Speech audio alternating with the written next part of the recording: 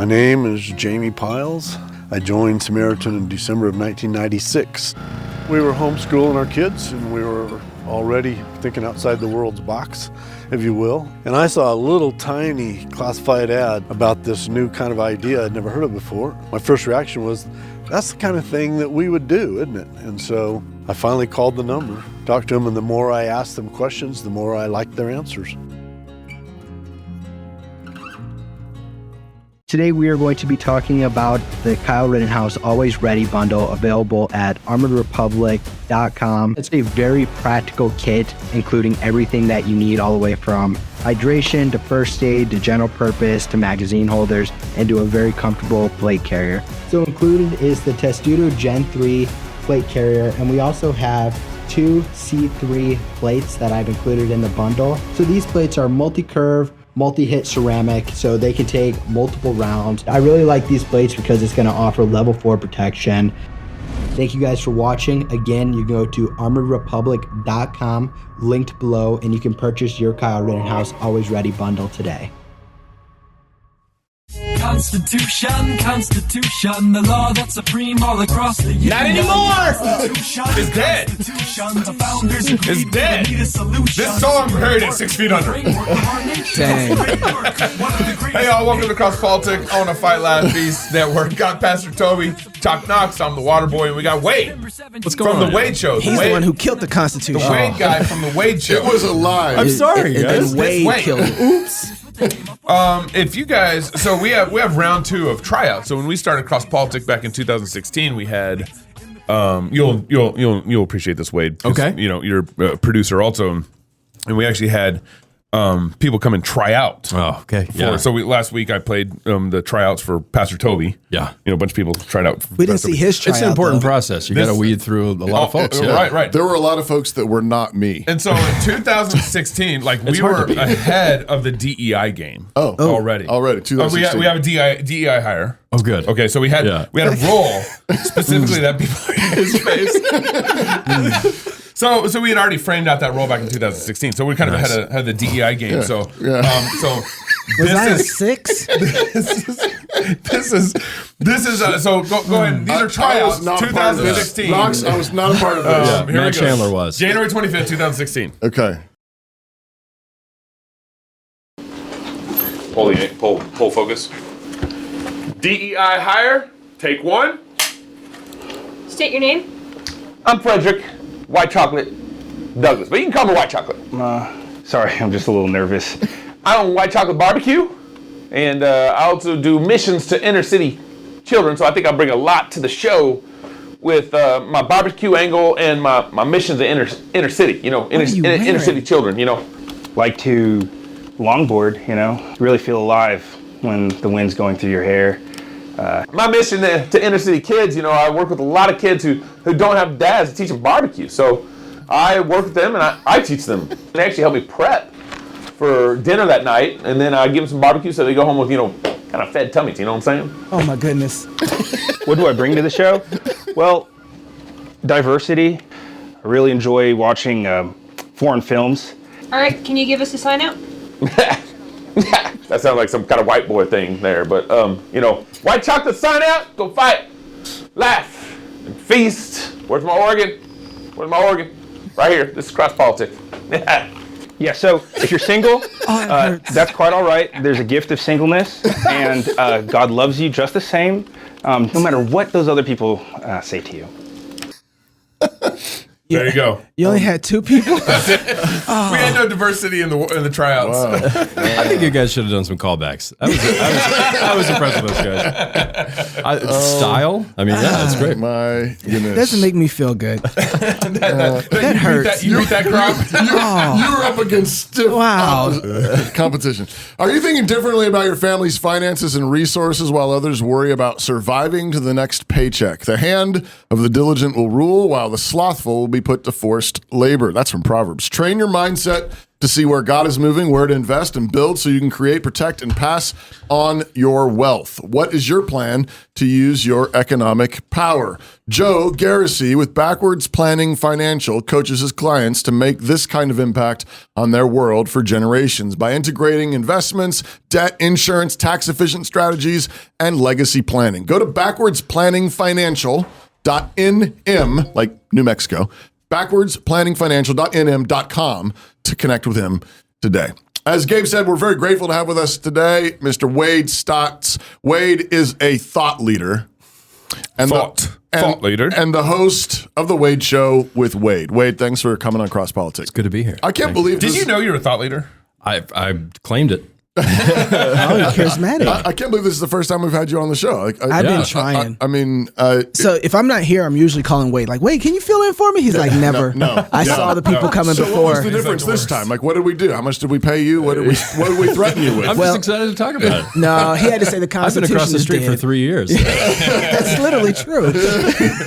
Like the Constitution. It's also is- Memorial Day. He had the day off. Oh, there we go. I see what's going on. Well, so you just dropped a show. I did. The Constitution is dead. Mm-hmm. And we've been kind of kicking this around a little bit.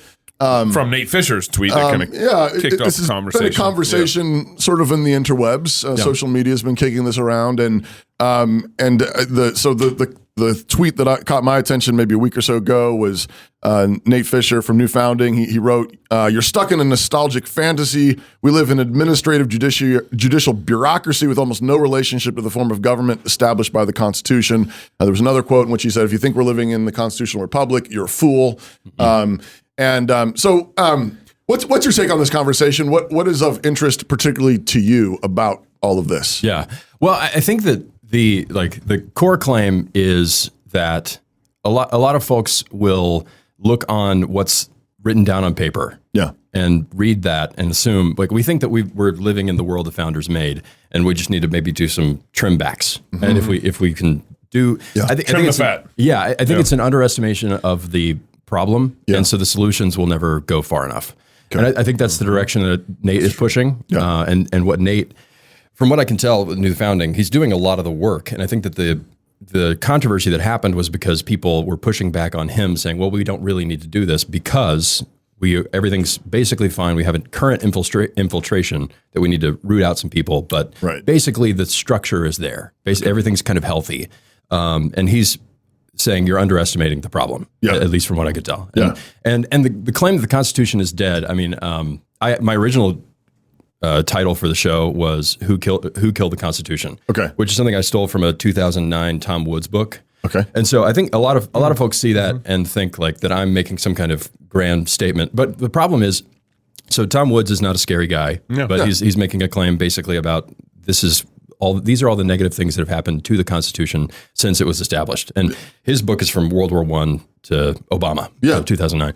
And so I tried to rewind a little bit with the help of Curtis Yarvin and some others, and just talk about, one, what a constitution is, and what people, that a constitution is trying to, at some level, reflect what constitutes a people. Right. And trying to at least write down and at least codify something that they felt was in danger and that needed to be written down that we can look at. So I think that's the core conflict, I think, is between people who are saying you're overestimating the problem and people who are saying you're underestimating the problem. Right. And so the language that's used, you can say the Constitution's dead, you can say it's on life support, you can use whatever kind of metaphor you want to use, but I think that's the core of the conflict. And it seemed like part of the pushback that some people reacted to Nate's tweet by saying, like, see, he's an anarchist. Right. He wants to, he wants to start, I don't know, like, I'm just sort of paraphrasing, but like, he wants to start riots in the street. He wants a civil war. Right. There's a way of reading that, which I didn't think was charitable or necessary from what Nate was saying. But I think maybe part of the fear is, if you say the Constitution is dead, then by what standard are we living in? Do we do anything? If there's no Constitution, then is it all up for grabs? I mean, is everything? Are we talking about starting over again? Are we? And so what do you tell someone like that? It's like, you say the Constitution is dead, so we're not living under any rule of law anymore?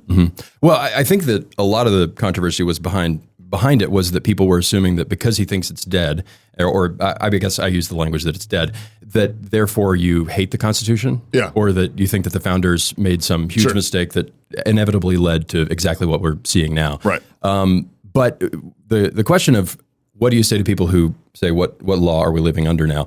Well, I think that you can answer that in a couple of different questions. One of them is the phenomenological answer. So look around, figure out what rules we're living by. And I think Nate's trying to answer that question. It's administrative, judicial, bureaucracy. Right. And so it's important to learn what that looks like. So if you think that the executive branch is what it was and has been since George Washington took over, then that is a nostalgic fantasy. Right. And if you, because there's a certain amount of, people will acknowledge, hey, FDR, yes, there was an administrative state that has grown up around that. But FDR established it, and then every future president couldn't take it down. Right. When they built on it. Exactly. They built on it. Exactly. And fed it. And fed it. So the administrative side, that is foreign to the Constitution and has been for a long time. And so we can answer the question of what laws do we live under by looking around, figuring out the history of it. And then what law should we live under? What should we do next is a separate question that I think you guys are doing a good job answering. I think, people have been doing that work for a long time. And I've appreciated the works of the theonomists. I appreciated the works of, people who are doing a resurgent Protestant political theory, all that kind of stuff. So I think people are doing that work. And I think a lot of the pushback to that work has been from people who think, again, you guys really think that this is on its last leg, but actually we just need a little bit of shave back. We just need to get the government a little bit out of the way.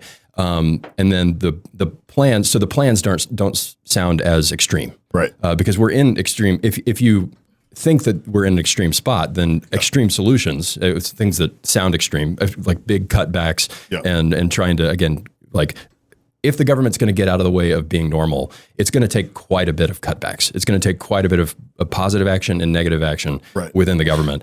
And so, like I said, I think that's the core of the conflict. Yeah, that's good. So you walked through in your recent video, is it Yarvin, who had these 5 different stages of our republic. Right. Can we walk through those again and just sort of briefly just summarize what do we mean by that? Yeah. So he the way he characterizes it, that each one of these abolished something. Okay. So that define the he for me. Curtis Yarvin, he wrote under the pseudonym Mencius Moldbug for a long time. Okay.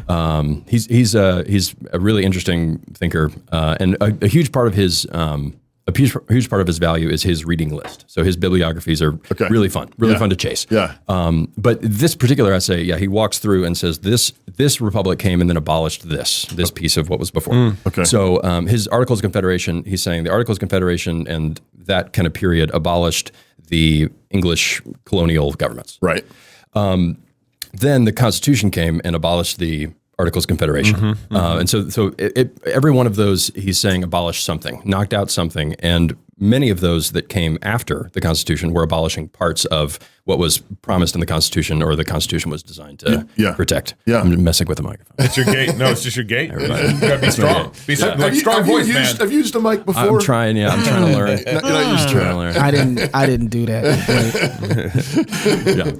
But so each one of those builds on the work of before. And so what you were saying about the administrative state, that's the FDR Republic, which again abolished this, what Yarvin says, abolished limited government, which I agree and think also went further with the Civil Rights Republic. So that would be and also the other one was following the Civil War, right? Exactly. Is that right? So you have Abe Lincoln, the federalization. So that one would be another step that abolished, I don't know, like the sovereignty of states, or separation of powers, some of that kind of stuff. And then you've got the FDR state, and then civil rights. Right. And you can say that all of these things abolished them legally. So many of those things might still be going. Even if the head's been cut off, it might still be moving. Sure. So there are still signs of life in separation of powers, but it tends to be people who are loyal to the original Constitution. Right. So when you see Greg Abbott saying, all right, we're not going to cut the wire, we're not going to let you through to cut the wire, and then nothing happens. Right. that's sort of, again, a vestige of the old order that's still around, but it's illegal. It's like your arm's been cut off and you still feel the arm. Yes, exactly. And so I think, no. I mean, it's not quite like that because it actually worked. It did work. Yeah. Are you talking about Greg Abbott did work? Well, it worked in the sense that they backed off. Yeah. Because people are still coming over the border down in Texas. Right. So it's not, exactly. Yeah. No, it But didn't solve every that's his problem. ability not to act in one sense too. Well, that's what I'm saying. His arm's cut off. But it feels like it's still there. Go ahead. Did We you won't follow push my the metaphor? That analogy. metaphor was We won't like push it. so prescient. Go ahead. I want you to finish. Well, It's amazing. Killed it. But Caldwell describes in his book, I'm blanking on the name, Age of Entitlement. Age of Entitlement, which is Good is book. a Everybody needs to read fabulous that book. book. Wonderful. Read it twice. Yes, 3 times. We've had Caldwell on the show, and it was. We need to have him back. Yeah, we should have him back. Great. But he describes it as sort of parallel constitutions. Yeah. So he says you have the civil rights thing that is this growing this other beast that a whole bunch of people probably didn't even understand that they were starting. Felt bad about civil rights issues, wanted to help and fix that, and in the process created this beast Yeah. that then is sort of parallel to an old constitution. Right. And so I don't know if Yarvin would go with this, but in some sense you also have that all the way back. So you still have even with the Articles of Confederation that recognize a certain kind of sovereignty of the states. Constitution comes and supersedes that, but then you still have this attempt at balancing sovereignty of states with the federal government and the anti-federalists and the Bill of Rights and so on. They're saying no, but everything's not in here is reserved to the states, 10th Amendment. Right. And so you parallel constitutions, but at some point you have so many beasts growing up together that You just drowned out the parallel of it. The arm gets cut off. Yeah, the arm gets cut off. Oh, You still think no. it's there. You still think it's there. No, not ghost. But I'd say the one difference between the Articles of Confederation and when the Constitution began, they all recognized that the Articles of Confederation were incomplete or insufficient for at least what they wanted to do with the. Well, that's not true. Paying Though. off debt. There's a whole bunch of people in the states that They didn't want to get rid of the Articles of Confederation. But I'm saying is there's a debate around it, as opposed to 1965 happens. There's no debate that we're getting rid of an alternative the old Constitution. Oh, I see. It's just happening, right? We're just people We're didn't know discussing they didn't know what they were inviting in. That's right. Or at least most people did. That's right. Yeah, and I've heard Aaron McIntyre use this as an illustration. I think it's really helpful. There are still people, sovereign citizens. You may have heard of the folks who are Yeah, I know sovereign these citizens. guys, yeah. And what they do is they say that the Articles of Confederation was never legally abolished. Right. And so we still live under them. Yeah. And so they will appeal to the Articles of Confederation. The Constitution is illegal in their minds. Yeah. Right. And so they'll appeal to a law that they say is still on the books. Yeah. Right. And they're acting in that way, but again, acting that way is illegal. So in the same way that you've have they had any wins in that? No. I don't think so. I don't think so. I think some people just start looking at them like they're crazy and just go away. Exactly. Yeah. And the law does that. I think that a lot of people do that with the Constitution. So people will act as if the Constitution is still technically it's it still still on the matters. books. Yeah, it's technically still on the books, and then they'll do things that are currently illegal because, again, the Constitution doesn't say I can't do this. Right. And so again, a lot of the and similarly, we were talking about with the Civil Rights Act. I think a lot of folks, what it depends on is, again, loyalty to that Constitution. So you can be loyal to the original Constitution and act in that way. You've also just got to recognize that what you're doing is technically illegal under the new Constitution. And I think that what we'll see going forward is a conflict between people who are loyal in the same way that Caldwell says. Go ahead. I think there's a couple things there. One is it's amazing that when our nation started, that there's a difference between revolution and seeking true independence. Is when most nations go through turmoil, like what our nation went through, things would get worse. That's revolution, Right. The French Revolution. the French Revolution. So things got worse, and despite all the Articles of Confederation, Constitution, all that stuff, our nation still kind of got better. It wasn't a revolution that happened, and that I forgot my number 2.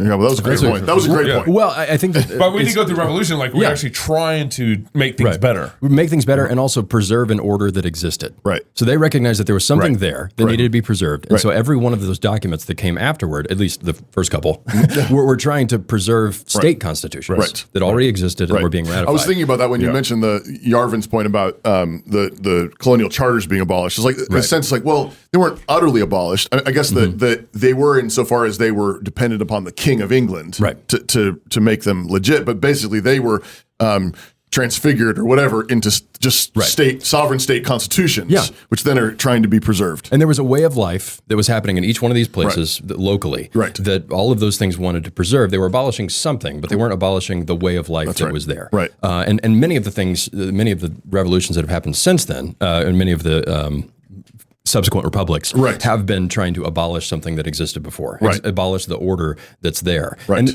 mainly because in theory, those orders aren't great. Or like, again, we're trying to rule top down rather than, again, trying to preserve some kind of disparate union. There's a union going on, but we've got lots of diversity within that. Would you say this is the difference between, I mean, is this a fundamental difference between conservatism and progressivism? Would I say what is a fundamental difference? That instinct to say there's something good here that's worth preserving. Right. Maybe there's a change of circumstance or historical moment that requires something new to address these circumstances, but we want to do it in a way that preserves as much of the past as we can. I mean, is that certainly is that a conservative? Whereas I think of progressivism or revolutionism or whatever you want to call it.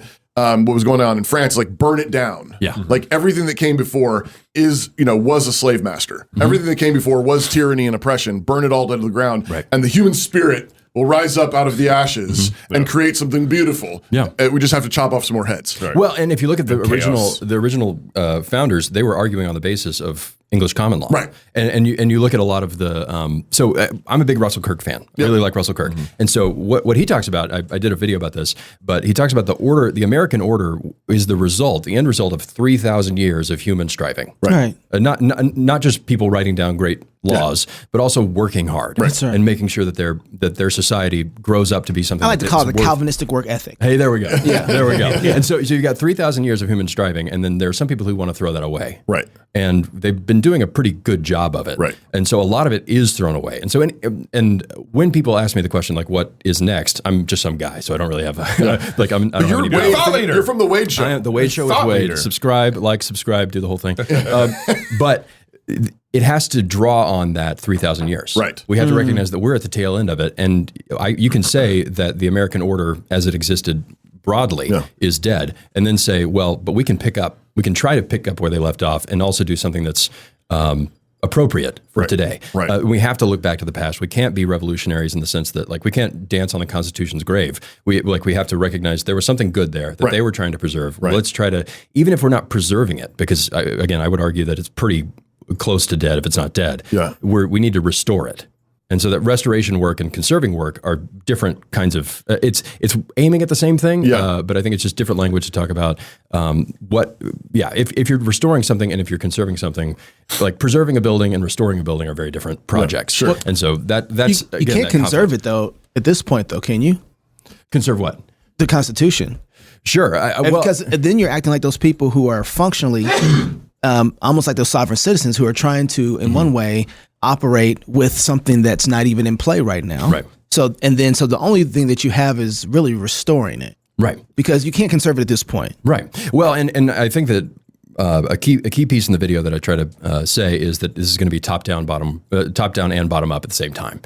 So the restoration of the work has to be done on the ground by ordinary people, and it also has to be done by people who are in power. And so that restoration work, again, we have to look backwards, but we also, in order to look forward.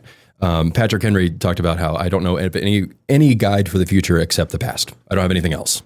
So that's all I've got. I'm going to look at what I've inherited, be grateful for it, and move forward. There really is a conflict of gratitude between within the people who would acknowledge that the Constitution is dead. We have to recognize, we have to be grateful for the Constitution. We have to be grateful for the things that they were trying to preserve.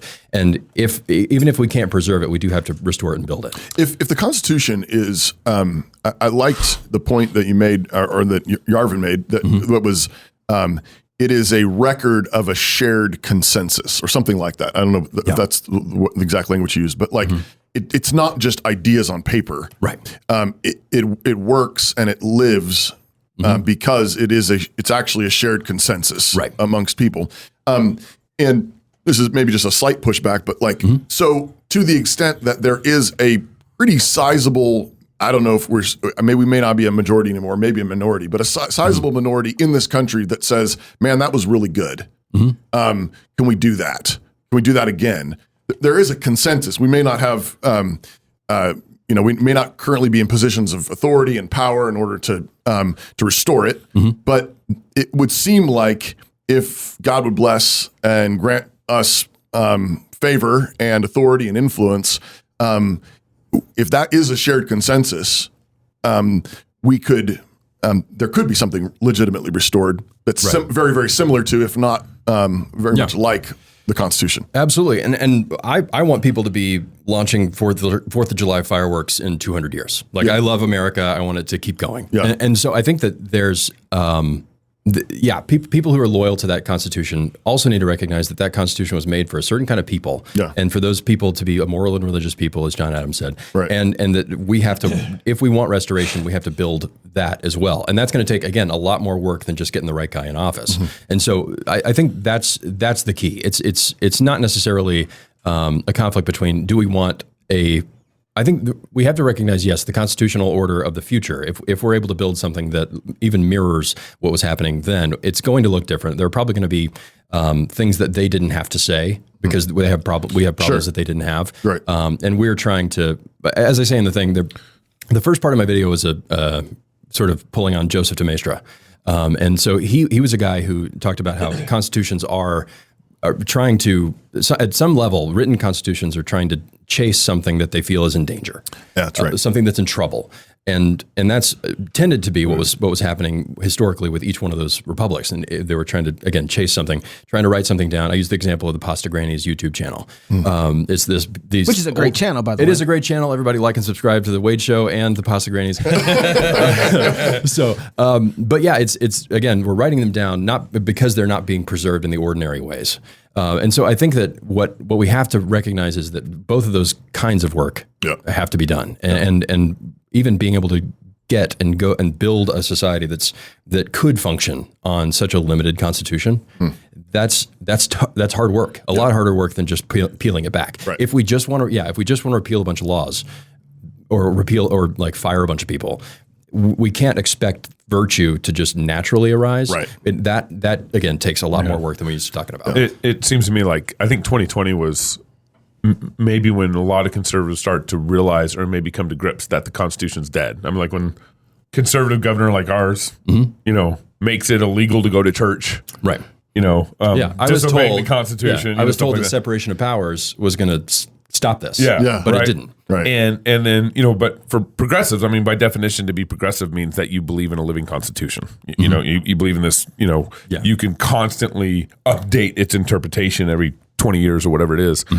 But conservatives would talk like they believed in the Constitution as originally handed down to us, but they would act like they believed in this progressive Constitution.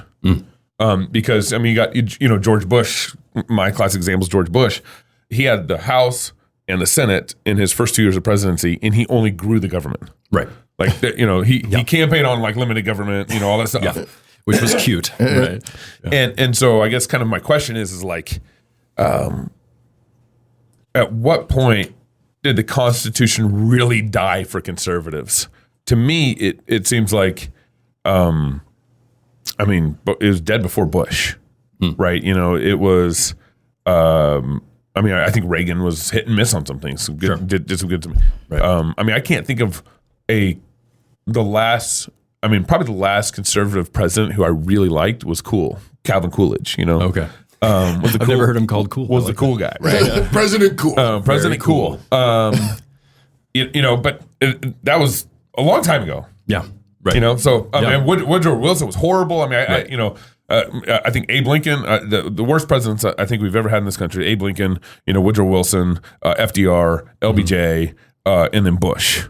Yeah. I mean, in Bush, he was so bad, he gave us Obama and Biden, Sure. And Trump. I mean, he gave us Trump too, Thanks. So, I don't know, it's kind of good. But at what point do you think conservatives really stopped believing, like they believe in the old Constitution, but they'd act in the new Constitution, if that makes sense? Yeah, well, I think people have, no matter what they say, if you want to figure out what they believe, watch what they do. Right. Yeah. And that is what people actually believe. And so I think that shows, like, again, I can watch, I think a lot of this actually shows how much like my public school education does damage to my own thinking about it, because a lot of folks you've got people graduating from high school thinking that we live in the world that the founders made, and that's why this place will never become a tyrannical government.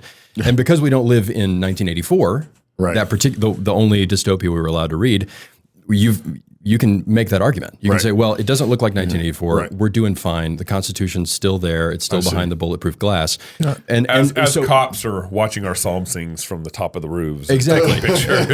Exactly. And so you've got like people who would describe themselves as conservative, graduating from those high schools, thinking we live in that order. Thank God we're never going to have to do this, because the founders made sure that we wouldn't. We would never live under tyranny, and so they can't recognize when they see it. That's conservatives. And then liberals, same thing. Yeah. So you've got folks again who would describe themselves as opposites. We're not being tyrannical, we're being progressive. But at heart, they think that we've got the silver bullet to tyranny.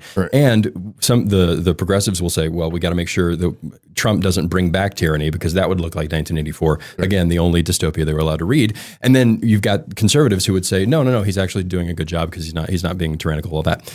But again, underlying the assumptions are exactly the same thing. Yeah, it's exactly the same assumption. Yeah, the Constitution is still. We have the Constitution, and so we're safe. Exactly. Which is ultimately, fundamentally, a kind of idolatry. Sure. Right. Like you're saying, you're taking some good gift that God gave us, and you're saying we're safe because we have this man-made document. Yeah. It's like, have you not read any history? Right.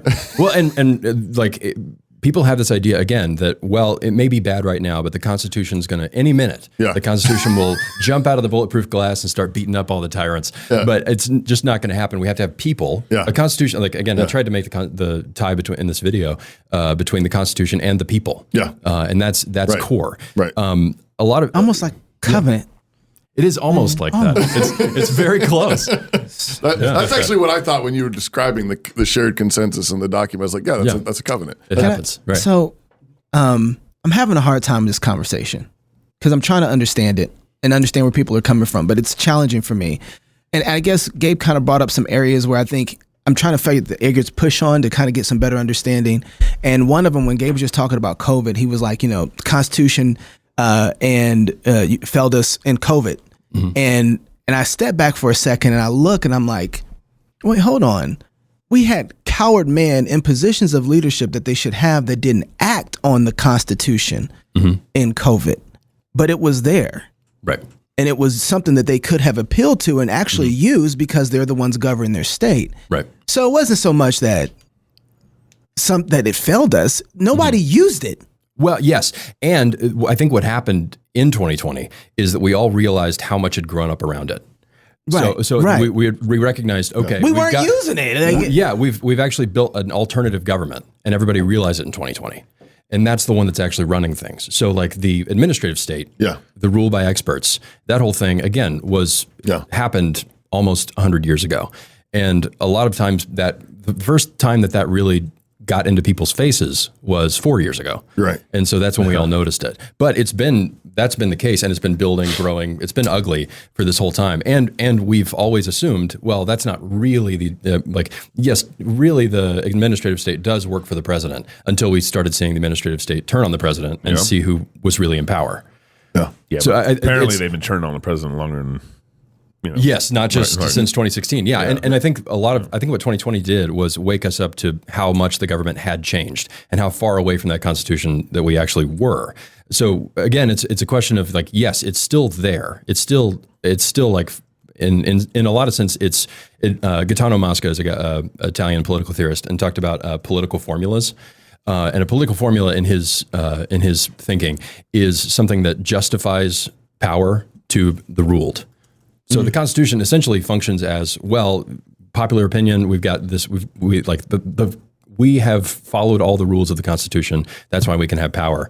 And then we recognized again in 2020, in a lot of ways, that was a lie. You're not doing that, right? Exactly. Yeah. And so we saw how much it was functioning as a political formula. And democracy functions the same way. It functions as this way of saying, well, we're just your leaders. We're just your representatives. You elected us. Right. And then we also realize how fake a lot of that stuff is. Right.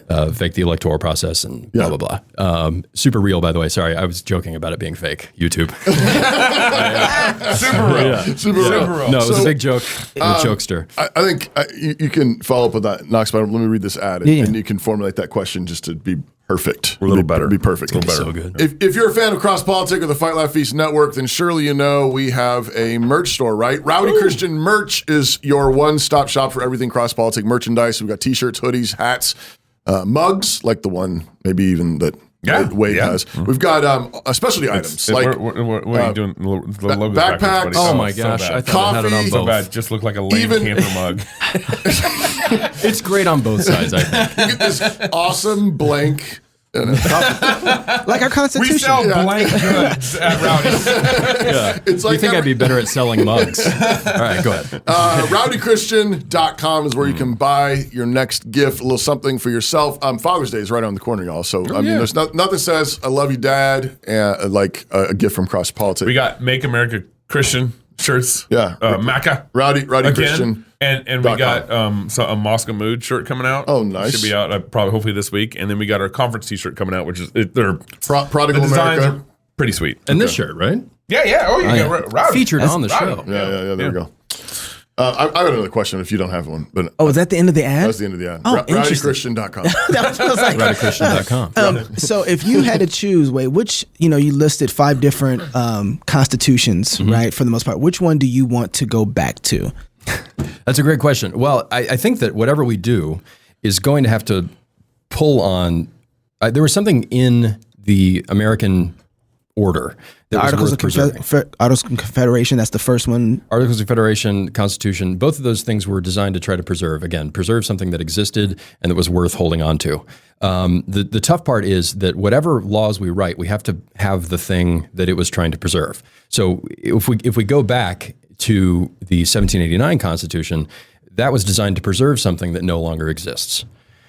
And so if moral people? A moral and religious people, and also just the particular ways of life that people were having. So this kind of diversity of this state does things this way, this like they have some have, again, religious tests for office. There are things that all of this kind of stuff was happening. Texas still has it on the books. Religious test for office. There we go. Greg, Still in the what are you books. doing? What are you doing? They still have it. You have to be a religious person to run for office in Texas. And back then, you had to be Christian, but they didn't. It's not defined. Basically means nothing. Yeah. Oh, that's fascinating. But yeah, again, it was trying to preserve something, and building the thing and writing something that preserves that thing are two different tasks. Again, top down, bottom up. So what I want something like the moral and religious climate that was worth preserving back in the day.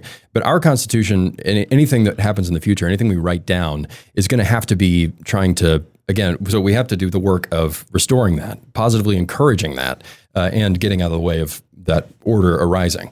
What happens, it's happened since the Civil War, it's happened actually since the Constitution, has been to try to flatten out a lot of what states look like. And so with the 14th Amendment, you've got the federal government chasing around the states, making sure that the Bill of Rights is enforced, whereas originally the Bill of Rights was designed to hold back the federal government. But now the federal government runs around with a cudgel called the Bill of Rights and just makes people do what they want. And so that's, again, that's the kind of thing that all that flattening out work has happened. And again, there are still pockets where there's life. There's still pockets where there's goodness, and that's the thing that I want to preserve. So that stuff has to, the government itself has to get out of the way of that. I don't think that we can rewind. I wish we could. Right. But even if we were to rewind legislatively, we couldn't rewind personally, culturally. Right. So Russell Kirk again talks about he says Roman men and Roman society fell at the same time. And that's what happens historically. That's just kind of what happens to societies. It doesn't just they lead each other, they feed into each other. That's right. And so even if I think it would be a mistake, the sort of libertarian answer, I think it would be a mistake to just rewind and just go, let's just put the Constitution on the books. That's going to solve all our problems. Because I think some of the libertarians will think, again, order is just going to happen. But it doesn't happen outside of labor. So I'm for the idea of repealing, pulling back. But if we do that, then we're putting a constitution that, again, I agree with John Adams here, and you may not, and that's fine. But we're trying to rewind to a constitution that wasn't designed for us, which is sad. And This is really interesting because I feel like Man, this is really interesting because the conversation that I hear now that we're having now is one that I've been hearing inside of kind of the left woke movement for a very long time. Okay. Right? Like this has been. You're saying I'm woke, right? I'm saying that we're having the same conversations that we were looking at them, shaming them for having years ago. Okay. Constitution isn't written for us. Sure. Sure. Right? Yeah. And I think, and so now, and they've been formulating this argument for a long time. 2020 hits and everybody's like, dang, Constitution's kind of broken. Mm-hmm. Not written for us in the same way. And so I don't mind having this conversation. I guess what's happening. It's different when white people talk about it. I'm learning.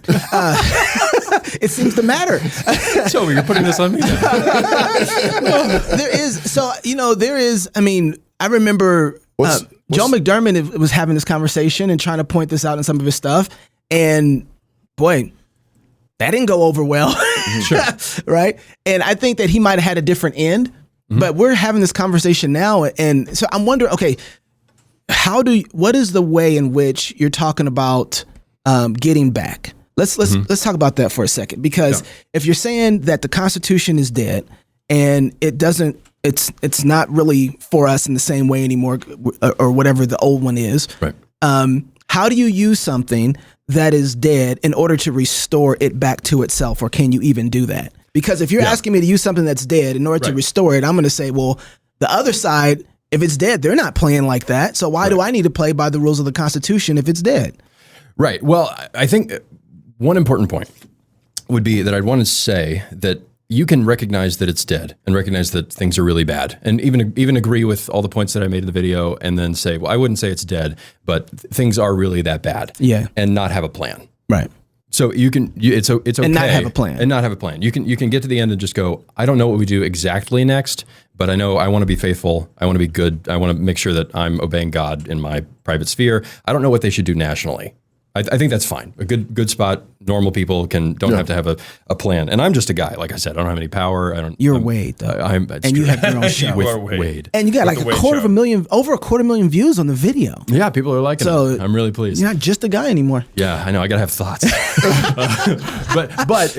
You don't have to have a plan. But I think that what we do have to do moving forward is, again, like you can't necessarily use, you can use, I think, some of the phantom pains of the Constitution, if you want, like, because I think a lot of stuff going forward, Tom Woods, back to him, wrote a great book called Nullification. Yep. And so if you want to appeal to that Constitution and have enough power to bully the people who are in charge, and that is a viable strategy. There are ways, and again, it's going to have to be, so like when you see stuff like when Greg Abbott, something happened there where the federal government backed off. Yeah. I don't want to jump up and down on that because I don't want them to get too embarrassed in order to like actually clamp down on it. I think that would be a mistake, but you should recognize it and go, okay, I'll take that into account strategically. Right. That there was an opening there. Right. And we took advantage of it. Yeah. Okay. And it sounds like Ron DeSantis wants to do some similar things that are, okay, like trying to step into and act like, okay, on paper, this is how states work. So I'm going to act like that in little small ways and then see how it goes. So I think strategically, there are people who are already doing some of that work. And that, again, is appealing to something that's written down. But like, again, most people aren't Ron DeSantis. They're not Greg Abbott. And so their work is probably going to look a lot more ordinary. You give Greg Abbott too much praise. I'm not a huge Greg Abbott fan, but I'll cheer him all day long. For that. I agree with you like on that. Staring down the federal government. And it seems like your top-down, bottom-up approach is like, well, the most effective part of that strategy is like Reformation revival. Yeah. You know, we have all these laws on the books and, the bureaucratic state, all this stuff. I mean, if people just return to Christ, the law of abortion that's on the book would just disappear. Yeah. Like it just, abortions would just stop. Kind of like the religious test for office in Texas. Yeah.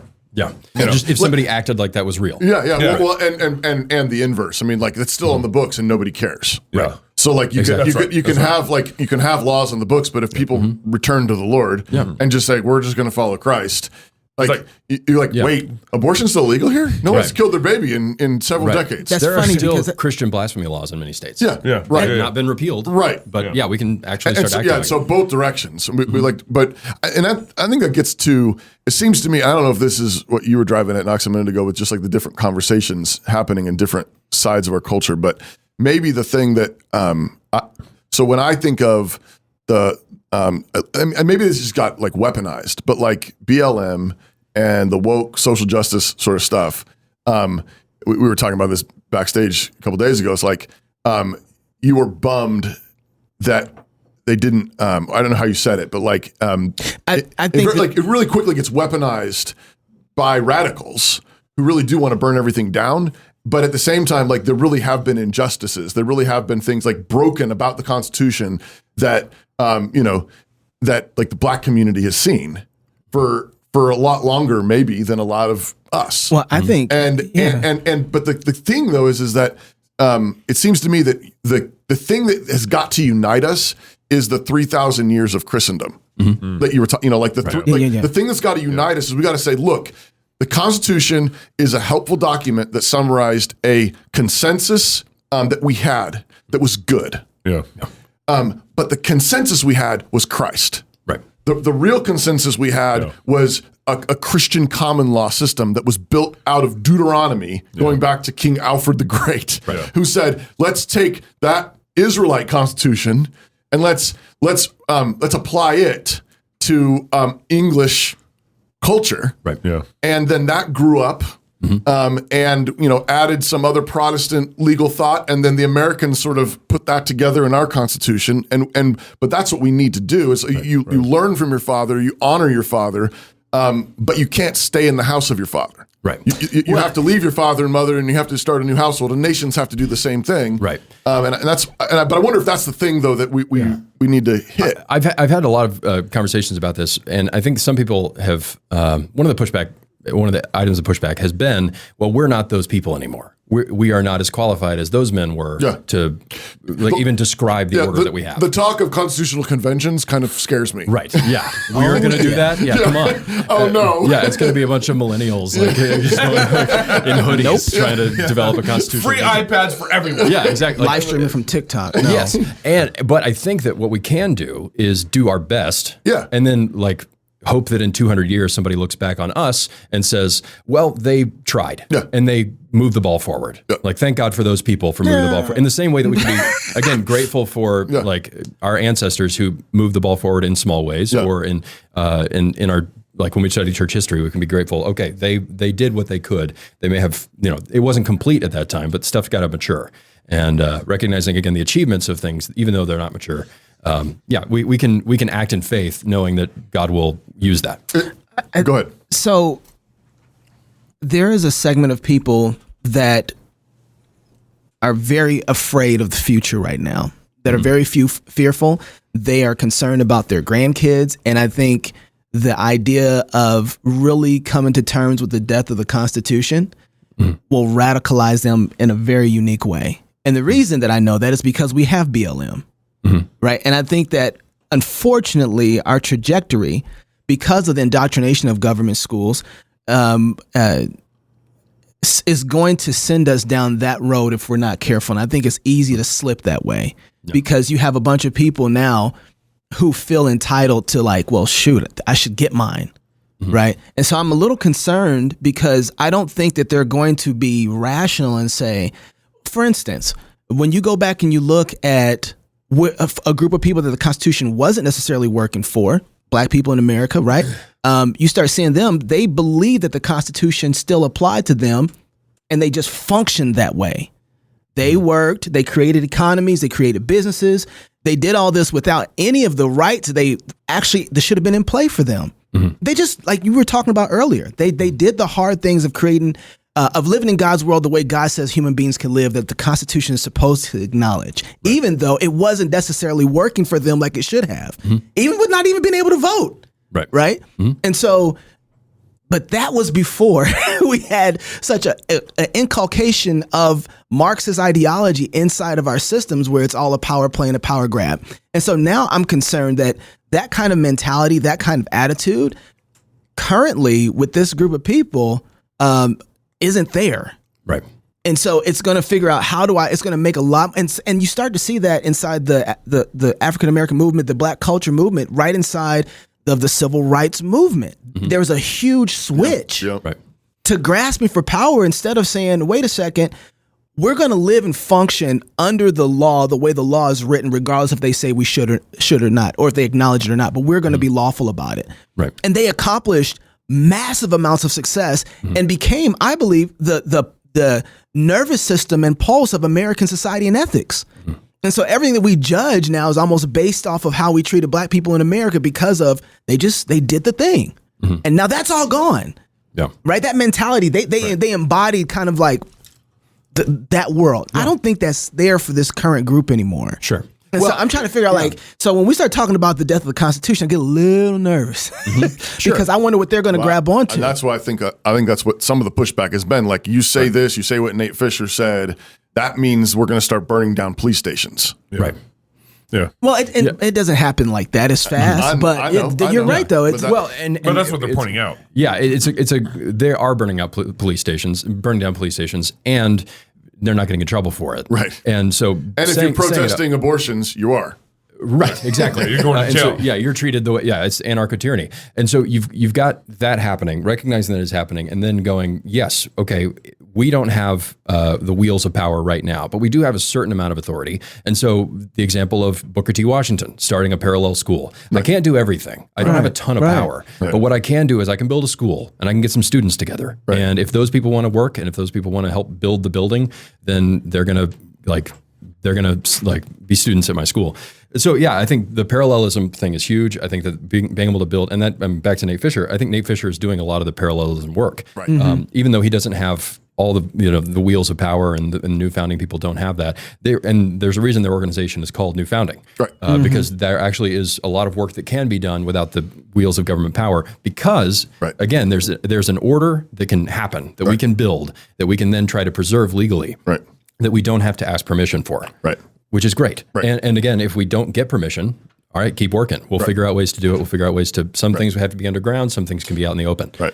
And we're talking about the time you mentioned, like we can be faithful now. We can build something now, and maybe in 200 years, our descendants look back and can say, "Look, this was helpful putting these things in place." I think people can forget that the Constitution of 1789 comes from almost 200 years of colonial life. Yes.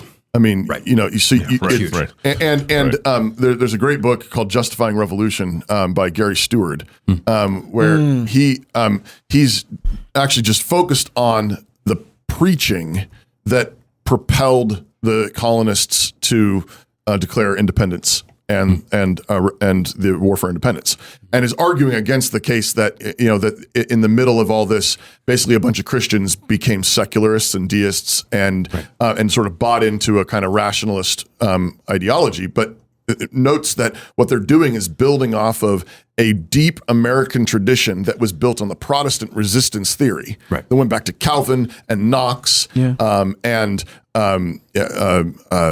Junius Brutus and Brutus, wow. That guy. Yep. Canonpress.com.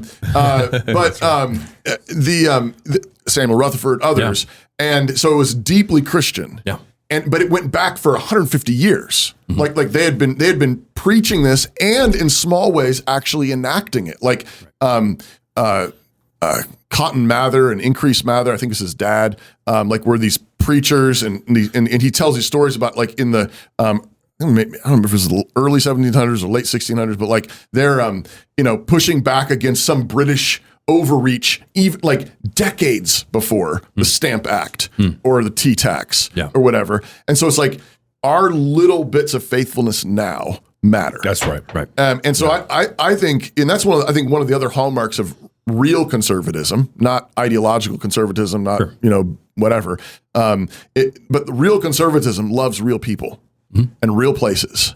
It's really covenantal. and it says I can't solve everything, but I'm going to be faithful to my people here. Right. And that might just mean raising my kids. That might be being faithful to my wife. That might be singing psalms as a protest. Yeah, that might be preaching the gospel. That might be protesting abortion clinic. That might whatever it is. And that really, like, what you are doing really is saying, this is the consensus that I want. Right. This is the kind of culture that I want. This is the kind of society I want. And you ask God to bless it and multiply it. Well, and COVID was a really good example of this. Yeah. We, this is why it's like, we emphasize building covenant community. Right. And when we pushed back, they stopped enforcing the law, even though they extended it. Yeah. After, I got arrested and all that stuff, they extended it every 30 days. No, they extended it to January. Yeah. And then after January, they kept extending it for like another 6 months. Yeah. They never enforced it. Right. Because we pushed back. And that was, Well, it's a small example. I think though too, and Wade, I'll give you the last word on this, but you had been living covenantal way before COVID. Right. Right. Like that's the thing. It's like I love how Doug said, we've been normal for a long time. It's y'all have been tripping. He didn't say it like that. I'm paraphrasing. It does sound like Doug. Yeah. I like your way of saying it better. Doug loves to say tripping. But I think he's right. I think that there is this is why Ben Merkel said, find some place that you can find a good church, commit yourself to for 40 years and go build there. That's right. Right? Because acting normal there, being Christian there is going to have such a strength that whenever somebody does decide to stand up, you're going to be able to say, we're not going to do it. We've been living a normal for a long time. You guys have gone insane and we're not going to go with you. Right. Yeah. And I think a huge part of this has to do with individualism. So when folks don't have alternative communities and loyalties, then the federal government's the only one they have. That's right. And so the loyalties are there, and also the enmity that's there. You're going to lose that every time. If you're an individual versus the entire state, you're going to lose it every time. Yeah. But if you're part of communities, competing social spheres that are strong, that you have personal loyalty to and can actually carry things pretty well, we don't need the government to do all of our charity work. We don't need the government to take care of our kids, all that kind of stuff. If there are competing social spheres, that's the way forward. We have to have those because a lot of the work that's been done in killing the Constitution is killing any competing social sphere to the state. That's right. I remember talking to multiple communities across the U.S. who said, COVID was nothing to our community. Yeah. Nothing. Because we had a good sheriff or whatever. Yeah. And it didn't, we just didn't comply or anything, and it didn't touch them. But that's because they had kind of it wasn't really so built on Jesus much as maybe like a conservative mentality. Right. But building community just changes so much about this tyranny that's trying to come from the federal government, and then whatever tyranny's like trying to come from your state government. Yeah, absolutely. Because then my people are good with me. Yeah, we're good. Yeah, we've got each other's backs. We all agree that this is dumb. We're going to watch out for one another. We're going to provide. We're going to protect one another. That's that shared consensus on it. I mean, and he was faithful in little, will be faithful in much. I mean, if we want God to bless this and make it grow, we've got to actually do the work on the front end. We have to learn how to be community again, which is in all the spheres. Marriage, like we need to learn how to do family, marriage over generations. We need to learn how to do church again, faithfully over generations. It's not a corporation. It's not a nightclub. It's not a comedy club. It's church. It's worship. And we've got to learn how to do even civil government again. I mean, like a lot of Christians, we complain, but like how many Christians are actually serving on a city council or a county commissioners or, or city planning or whatever. Local office. Like we got to learn how to do that. It's actually takes work. Like you go back to the work thing. Like, and it's a kind of service, public service. And if we don't like the way it's being done, we need to raise up generations of people that are willing to do it. And we're also in this awkward time where there's like a lot of co-belligerents. Dave Rubin's a co-belligerent, I guess, of us, sort of. Joe Rogan, but you even think about like your local community. In our community, we got Christians, we got libertarians, we got Mormons, all these. And one of the ways that I've been thinking about kind of Moscow and state of Idaho, it's like, recognize who the co-belligerents are, recognize where you can work with them and where you might not want to work with them. But get out and lead. Like get out and start serving your community, building your church, building your local community, and just watch like the other co-belligerents kind of get behind you because they're seeing progress there. Right. If anything, this might not be I think one of the reasons why Trump has been so effective is because he's pulling and not pushing. He's got the rhinos getting behind him. He's got the libertarians are now voting for Trump. Like they just elected a commie. The Libertarian Party did. Oh. And they're now, a lot of them, a lot of the big leaders in the party said, I'm voting for Trump now. I can't vote for this guy. Oh, wow. Okay. So you just a little leadership, a little strength in leadership, a little goes a long ways, even with Trump, who I don't think is a very good example of all this. But because Christians, I think, have been so passive in how we've been relating to our community and engaging with our community, we don't have that muscle of what it looks like to get out in front and lead everybody. Right. And we'll have a really hard time leading people if we think that anybody who disagrees with me is my enemy. Right. So I've got plenty of disagreements here. My enemy Yep. is the threat. Right. The threat to all this stuff that we're trying to preserve. Right. And the enemy is not the guy next to me who would do things different if he won. Yeah. Right. Like we can have The Christian nationalists. Right, exactly. Well, Like- listen, I would say this is a problem with the church. I think how many pastors won't fellowship with us because they disagree with us? Yeah. You know, how many times we've been canceled from conferences because there's a disagreement there and everything. And that's what's interesting about, I think, our community, our movement is like, we're happy to work with those who disagree with us. Yeah. And we're happy to debate with you on that. But I think you make a good point, because I've been involved in local Republican politics since 2012 or 14. I can't remember what year. But once a disagreement enters into the room, like it kind of gets tenuous because it's like they don't know how to work side by side each other because there's like a maybe even it's a fundamental disagreement, but they can't see through it. Yeah. Good fences make good neighbors. Yeah. Constitution. I'm convinced the Constitution is not dead because of this song. You know what? It's doing it. If you can rap about it, I was almost feeling just the opposite. God, You don't like this? This is the moment it dies. Toby thinks rap kills things. that's bad. Wade, thank you so much for coming on the Yeah, show, I'm man. so glad to be here, guys. Gotta have you back. Yeah. Next time when you do a follow up on this one, come back. Let's talk about it. excited. All Let's right. go. Let's go. If you're single, get married. If you're married, have you some kids. If you have kids, go baptize them. Until tomorrow, love God with all your heart, soul, mind, and strength. Love your neighbor as yourself. Go fight, laugh, and feast. This is Following the CrossPolitic. preamble, there are 7 articles.